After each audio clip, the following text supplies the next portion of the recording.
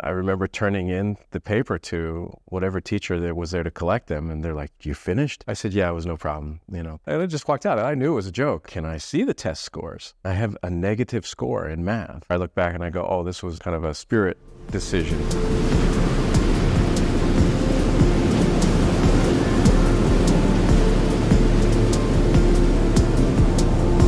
I'm Michael Joy. Welcome back to another long short story, An Absolute Joy. We were talking the other day about art school, and it occurred to me that I didn't even talk about how I got into art school. I wanted to preface it with this. I'm like this wandering kind of word river.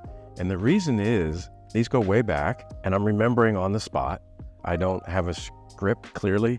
I'm sitting at this table here. My stepfather, Andrew, was absolutely the reason I went to art school.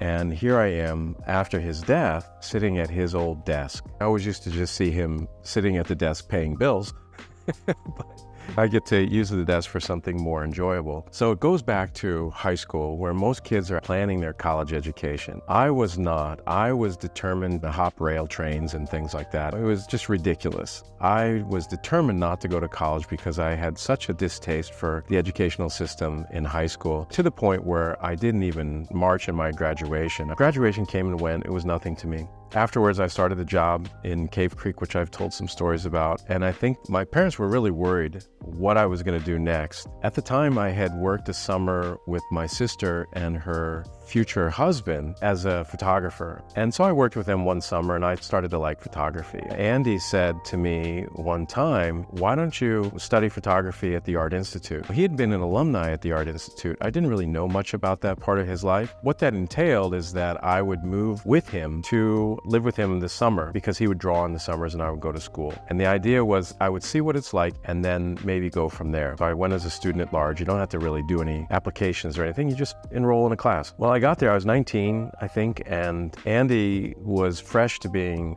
a dad of any kind. He didn't have any kids. I spent the first summer there taking pictures, and I had no clue. I showed up at the school, and everybody seemed so much more sophisticated than me. They'd had years of art in high school. Their whole life seemed to have been about art, and I really hadn't been, other than in the 8th grade. At some point, it dawned on me that I need to get a portfolio together in order to apply to be on the degree program. But really, I didn't have any skills. I can't draw. I couldn't sculpt. I had no tangible skills. So what I did was I learned enough about photography to make a photograph look like a painting, to make a photograph look like an etching, a drawing. It's not that they were spectacular, but it was enough to show some diversity. They have what's called IDO Day, Immediate Decision Option, which you take your portfolio in, and it's thumbs up or thumbs down. I went in to sit with the guy. He's got some records in front of him, and he said, "Okay, Michael, what do we got today?" He said, "What? Your ACT scores are not really great." I said, "What are you talking about?" I said, "How do you have my ACT scores?" "Well, they're all right here." I took that test as a joke with a friend of mine in high school. When they said that the scores don't follow you, we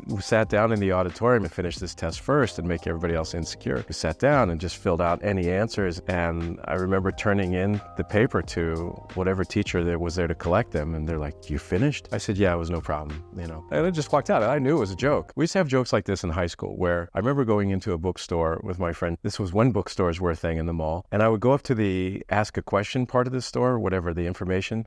And I'd been to this bookstore many times. And so this was the joke. I'd look at the girl and I'd say, "Can you tell me where the psychic and occult section is?" And before she would answer, I would go, "Thank you very much." And then I would walk towards it.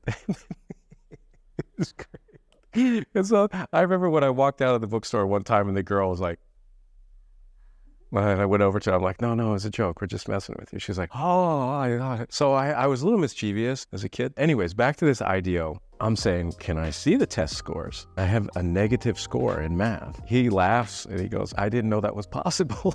And I said, "Look, the test was a joke. You heard my story. Does it really matter to you?" He said, "Nah." He said, "Let's look at the portfolio." Okay.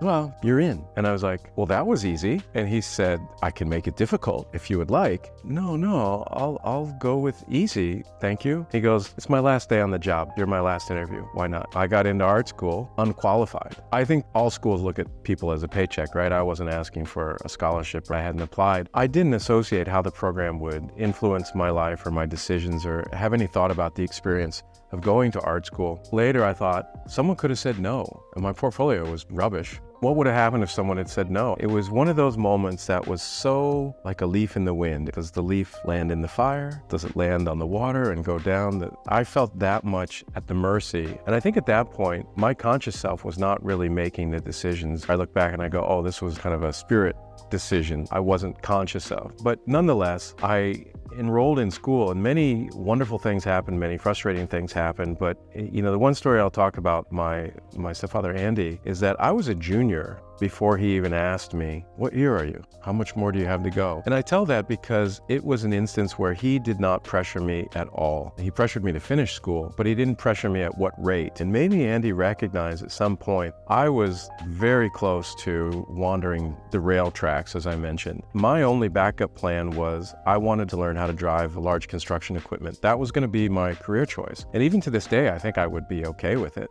What's the moral of that? There's no moral. It was a recognition of how delicate major decisions can be in my life that I wouldn't have recognized as significance.